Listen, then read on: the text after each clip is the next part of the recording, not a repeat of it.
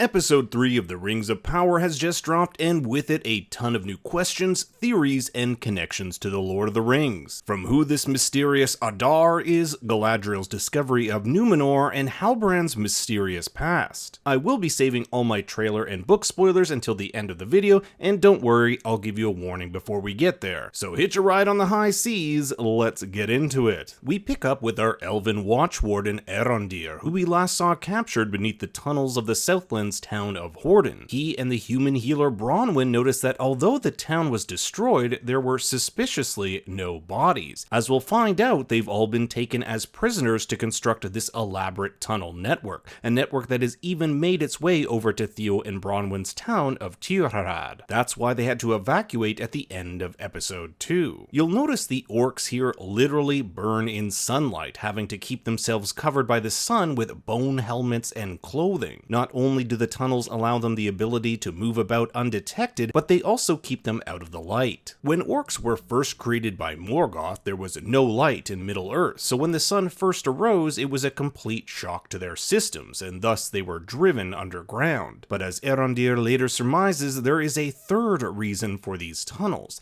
The orcs are searching for something he believes could be a weapon. Perhaps this is the blade Theo found which bore the mark of Sauron, a blade which magically reforged itself after consuming part of his blood. In my episode 2 video, I theorized this may be the magical black blade Gurthang, an infamous sword which had broken in half and was said to possess supernatural powers. Captured alongside Arondir are several of his fellow watchwardens, chiefly his superior Revian and partner Mador. They'll soon devise a plan to alert their kind and stamp out this evil once and for all. Across these sundering seas, Galadriel finds herself aboard a Numenorian ship. She and a mysterious man named Halbrand were but two survivors of both a serpent attack and violent tempest. Numenor is the westernmost of all the mortal realms, an island kingdom that was given to their people as a gift from the elves for their help in the war against Morgoth. Leading this ship is Elendil, who you may remember from the Fellowship of the Ring as the man who was brutally smashed by Sauron in the War of the Last Alliance, the war which saw his son Isildur cut off Sauron's fingers and defeat the Dark Lord. Elendil is curious what strange omen would bring an elf on his ship. His name does mean elf friend in Eldar, and his ancestors remained loyal to the will of the Valar, the spirits who shaped and ruled the world. But lately, Numenor has been increasingly isolationist, turning away even the elves with whom they once shared trade, technology, and other customs. In the show, this hasn't really been explained. However, later in the episode, we do get a clue. The Queen Regent Miriel tells her father, the exiled king, that the time they have feared has come. The elf has arrived. So it seems some sort of prophecy is at play here, one which foretold of Galadriel's arrival, hence why the Numenorians shut themselves out from their kingdom. How can an elf arrive if they are never allowed to come in the first place? It's also interesting to note that it looks as though the queen is looking down at the king as if he's on a bed. Perhaps he's gravely ill. Galadriel sees that Elendil has taken her brother's dagger, the physical reminder of the oath she swore to track down and defeat Sauron, but she knows this is not the time nor place to attempt its retrieval. Numenor is both stunning and massive. Between its waterways are huge visages carved into the mountainside. It reminds me of that scene in the Fellowship of the Ring where the Fellowship rides past the gates of Argonath, where you see these two huge monuments. In the Jackson films, these are carvings of Elendil and Isildur. Halbrand notes that Numenor is not like the lands he came from. That's because these men are not like his own kin, who chose a blood oath with Morgoth instead of aligning with the elves. The Numenorians prospered while the people of the Southlands lived under the watchful eye of the elves, their power kept in check. As we walk through the streets of Numenor toward the palace, there are a few interesting things. One, the townspeople seem awfully distrustful of Galadriel, there having been no elves in the land for decades. Second is Halbrand's piqued interest in the blacksmith. We'll later see him attempt to get a job there where he states that no other man knows this craft better than him. I wonder if he'll ever team up with Celebrimbor and Elrond, who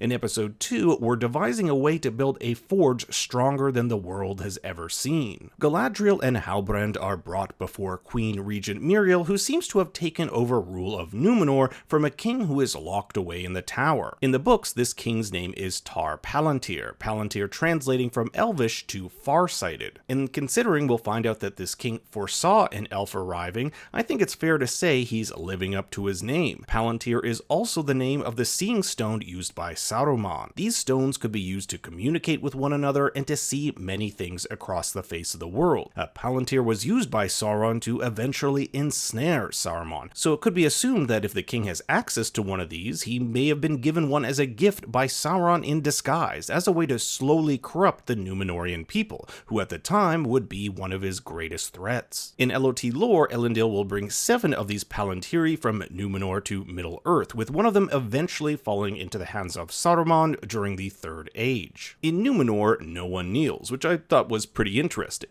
As Galadriel introduces herself, the crowd is quite shocked. They would know who Galadriel is, and she would have been quite renowned. She is not one to mince words, and her abrasive manner in addressing the Queen almost gets her arrested. All she wants is a ship to bring her back to Middle-earth, but it's Halbrand who intervenes, asking the Queen to allow her time to convene with her council to think about Galadriel's proposition before they make their decision. To the Queen's side is Chancellor Ar-Pharazôn. He doesn't get much screen time, but in the books he's the Queen's cousin. He is wary of the newcomers, telling the Queen that they better take care of them quickly, for an avalanche can start with but one stone. The Queen grants Galadriel and Halbrand their 3 days, so long as they don't cause any trouble or leave the palace grounds. Of course, the two waste no time completely disobeying these orders. While Halbrand wants to enjoy his time here, believing Númenor a paradise ripe for opportunity, Galadriel doesn't want to waste any time. Halbrand reminds her she needs to seek peace if she is to heal this hatred in her heart, something that was echoed by Elrond in Episode 1. He gives her her dagger back, something he swiped off Elendil while hugging him on his way out. Surrounding the shores of Númenor is Elendil's son, Isildur. He's training to become a member of the Sea Guard, a position held in high esteem amongst the Númenóreans. But Isildur isn't too focused on the job. Instead, something whispers his name from afar. His friends later remark that he's had his head in the clouds. This is a very important time for these men, for in 9 days they will embark on their sea trials, a 4-year journey to make officer. Joining them ashore is Isildur's sister, Eärien, who's a character created for the show. In the books, Elendil only has 2 children, Isildur and his brother, Anarion. As we see a white tree outside the palace in Númenor, the Queen remarks the faithful believe something bad is afoot when its petals fall, that each petal is a tear from the spirits of the world, the Valar, who pass judgment over them. The very seeds from this tree will eventually be taken to Middle-earth, where they will sprout the white tree we see at Minas Tirith in Return of the King. She asks Elendil if he believes in the white tree, but he brushes it off, stating he doesn't believe much importance. Elendil has broken precedent by saving the elf and bringing her back, but since the elf came to her from the sea, and their saying is, the sea is always right, he believed it the prudent thing to do. Miriel knows Elendil's name means elf friend, so it's a very calculated move that she gives him a promotion and the task of looking after Galadriel. If Galadriel's arrival is something she's worried about, why put her under the care of someone who could potentially be sympathetic to her cause? Maybe she is testing his loyalty. After all, she tasks him to, quote, perform a service, and then gives him a sword. In my spoiler section, I'll delve a bit more into her motivation here, as there is an image which really starts to paint a picture of what exactly is happening in Númenor. Elendil's name also has another meaning in Andunaic, the common language of Númenor. It means one who loves stars. An apt name if you're a sea captain who needs to use the stars to navigate. Stars and constellations are something the stranger is obsessed with, so I wonder if there's any connection there. There's also this sword. I'll leave it up to you if you think this sword is the one that will eventually cut off the Ring of Power from Sauron, a sword called Narsil. It looks markedly different than the one portrayed in Peter Jackson's versions. All we know of Narsil is that it will eventually come into the hands of Elendil toward the end of the Second Age. Back in the Southlands, which we theorized last episode will become Mordor, we learn that the orcs follow a leader named Adar, a strange name considering it's Elvish. Sauron did have many names back in the day, so it's possible Adar is him or one of his minions. Take with this what you will, but the Elvish translation of Adar is father. The orcs demand that the large tree blocking the tunnel's path should be felled, but Revian makes a stand saying it would be faster to go around it. This proves to be in defiance of this orc slaver who slashes Maedor's throat, resulting in Arondir proclaiming he will tear the tree down. This allows him to see above the tree line, and an area which looks to be rotting away. In episode 1, the tavern keeper did warn of rumors of a farmer's crops being eaten away by poison. Arondir does say something to the tree. Unfortunately, I don't speak Elvish, but I imagine it's an apology for what he's about to do. Galadriel makes her escape, en route to steal a boat when she's stopped by Elendil. She's surprised that he can speak Elvish. He was raised by many who speak it. In fact, it's still taught at their Hall of Law. Suddenly, Galadriel's interest is piqued. He agrees to take her there. This does, of course, mean she will leave the palace grounds, but it's never clarified if she's allowed to do so under the supervision of Elendil, who was tasked to look after her. Meanwhile, Halbrand tries to get a job at the blacksmith. Even though he may be skilled, no one can forge steel on Numenor without a guild crest. He'll end up stealing a crest from one of the locals who doesn't take too kindly to it being pilfered. There's quite a bit of mystery surrounding Halbrand. He single-handedly takes down all 4 of these men, he's great at pickpocketing, and claims to be a master smithy. Later in the episode, Galadriel will visit Halbrand in jail. At the Hall of Law, she found the same symbol he bears on his pouch. It was the sigil that united the scattered tribes of the Southlands. Galadriel surmises that Halbrand is the king of these people, but Halbrand says he's heir to more than just nobility, but to the ancestors who swore a blood oath to Morgoth. This is part of the pain that he lives with, the sins of the father, so to speak. But for Galadriel, their meeting was more than just chance. Something greater is at work, and the two of them must venture to Middle-earth to redeem their bloodlines. The only problem, both of them are stuck here, and she has no army, something she says is about to change. The Hall of Laws is packed with ancient scrolls, a tower built by Elros himself. Elros was the twin brother of Elrond, and he chose to live as a mortal man, becoming the first king of Numenor. Galadriel would have known him hundreds of years ago. My interpretation of this painting here is Elros is on the left with his brother Elrond to the right. The only reason the Hall of Laws wasn't torn down was because of the last king, for the king was loyal to the elves and still is, something that got him exiled to the tower. Of extreme concern is a report written by a human spy showing that same mark of Sauron we saw on the forge and Theo's sword. It's not a sigil at all, rather a map of the Southlands where the enemy's dungeon was located. The inscription on the note is written in the Black Speech, the speech created by Sauron during the Dark Years for the servants of Mordor. It tells of the creation of a realm where evil will endure and thrive. This realm is in the Southlands, and the plan is to be enacted by Morgoth's successor upon Morgoth's death. It's this revelation that further proves to Galadriel that Sauron is out there. What I find more concerning is that this note seems to have been overlooked by the Númenóreans. If I were a king and heard of the return of the Dark Lord, that's something I'd definitely want to investigate, not have this super important letter collecting dust at a hall that was almost destroyed. Perhaps this is related to why the king is exiled, and maybe those who have taken over him are corrupted by Sauron's power. In Middle-earth, we're back with the Harfoots, who have begun their harvest festival, which marks the kickoff of their great migration. Largo Brandyfoot is still recovering from his injured leg, but if they don't come up with some way he can travel, they run the risk of being left behind. It is Harfoot tradition that those who can't make the trek are left behind, their names instilled in the Book of the Left Behind. Nori is preoccupied with what we saw the Stranger do last episode, control a bunch of fireflies who made the formation of a constellation. If there's anything that can help them figure out what's going on, it's probably in Sadok Burrow's book. We saw this book in episode 1 and how it predicted the antlered travelers and these two wolves beside it. An event, if this book is prophetic, we'll likely see in the episodes to come. Using her friend Poppy as a diversion, Nori grabs a piece of the book which has the same constellation the Stranger mapped out. Unfortunately for Nori and the Brandyfoots, the Stranger gets a hold of this paper and accidentally burns it in the fire, causing a commotion and the discovery that Nori has been hiding this Stranger in their midst. The Harfoots, being a superstitious and on-guard people, find this of the utmost danger. Nori's actions are so grave that it could even result in her being decaravaned. Although she makes an impassioned speech that friends are needed to survive and that the Stranger was meant to meet with them, Sadok and the Harfoots are not having it. Nori will not be decaravaned, however her family's cart will be put at the back of the pack.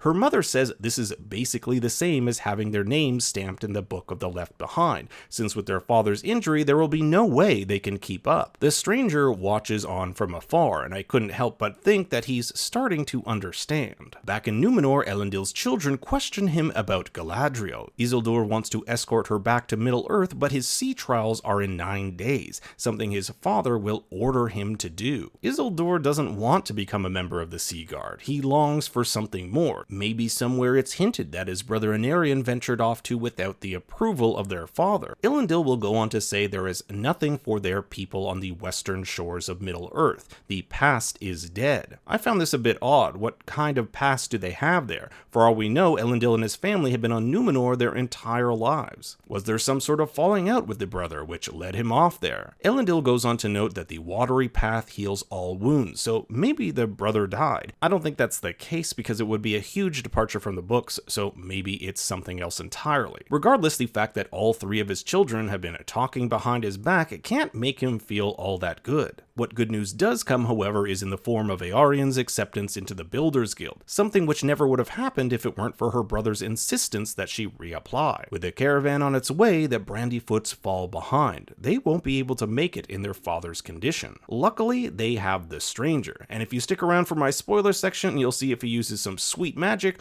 or just pushes the cart. Anyway, he ends up calling Nori and her family his friend. Arondir and the captives make their escape, using the sunlight to their advantage to slow down the onslaught of orcs. We also get our first look at a warg who, to me at least, looks different than the beasts which stalked the Harfoots in episode 1. Revian manages to make it over the trench, but is shot. It seems even the area surrounding the trenches are infested with orcs, making escape all the more difficult. Arondir is captured and told to be brought forward to Adar. They really tease us by not showing us his face, but from what we can see, he does look elvish. That long hair and V-shaped face, he doesn't look like an orc to me. Here's a better picture of him from the promotional material, and he's played by Joseph Mall, who some of you may remember played Benjen Stark in Game of Thrones, but just exactly who he is and why he's commanding the orcs remains to be seen. Now here is your book and trailer spoiler warning, where we take a look at both of these to find out where this season might be headed. I won't be going over every single clip, just the ones that kind of pertain to the new info we received this episode. It looks like Galadriel will get her ship. We're here in Numenor, and she's even got some sweet new armor. I think it's safe to say that she's off to Middle-earth. In this shot, Galadriel shakes hands with Halbrand. We'll see him in the same armor later on, fighting on horseback. Here we have Elendil at the docks, but take note of all the white petals falling around him. These are most likely the petals falling from the tree we saw from up above.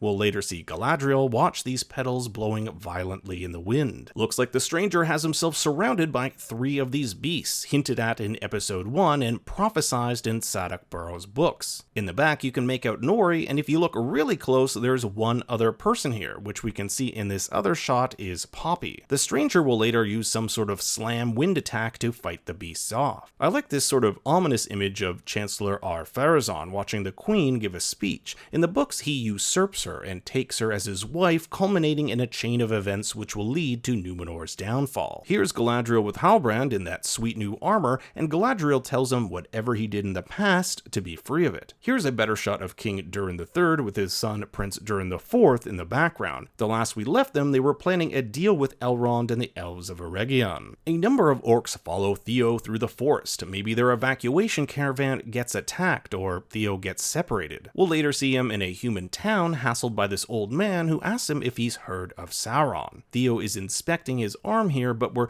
not quite sure exactly what he's looking at. Maybe his new blade is making him see things. The next shot is of Arondir, also in a dark forest, but here he's protecting 2 unknown cloaked figures behind him. We'll later see him picking up an arrow mid-air and firing it back at the enemy. Here we have a shot of what appears to be Adar in front of a group of orcs. You can see he has a pretty big scar on the top right of his forehead, but I can't be sure if this is something he's had for a long time or if Arondir gave this to him. Here are the Harfoots with the Stranger pushing the cart in the back. Man, if I were him, I'd just be using some sort of magic. Elrond, Celebrimbor, King Gil-galad, and Prince Durin IV toast with their goblets, probably having come to some form of agreement to build this forge. This looks to take place in either Eregion or Lindon. Nori offers an apple to the Stranger, but look at the completely destroyed crop in the background. I wonder if it's anywhere near where they discover the beasts, or if these dead crops have something to do with the orc invasion. It looks like Halbrand may get to forge after all in Numenor. Galadriel's wearing the same outfit we see her in near the White Tree. Galadriel talks to who I'm assuming is the Queen and or Chancellor. Perhaps perhaps they've come to a decision on what's to happen to her. But since we later see her on a boat with other soldiers, she probably gets her way. Speaking of which, these long white-haired warriors take on a group of orcs who have taken over that tavern in Tirharad, which we saw in episodes 1 and 2. Eärien looks pretty sullen as a crowd cheers behind her. Maybe someone close to her is leaving. Perhaps her brother or father are off to fight in Middle-earth. We'll later see Isildur in some sort of battle. Check out the huge balls of flame in the background. There's also this shot of men going off to war with the same color flower petals on the ground. Now here's a really cool shot of a ship in the Númenor harbor exploding. The blast seems to be emanating from within the ship itself,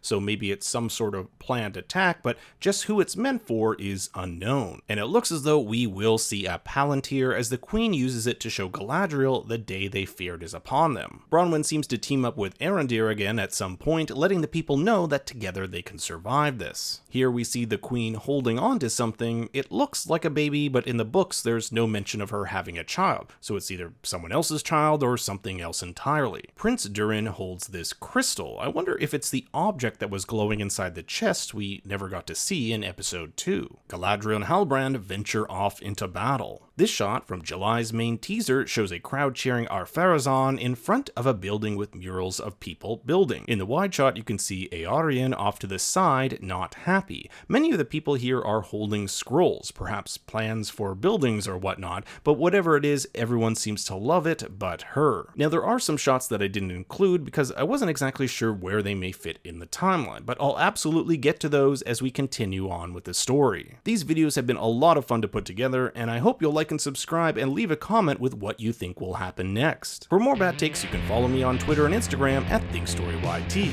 Until next time, remember, You've just earned your company. A water ration.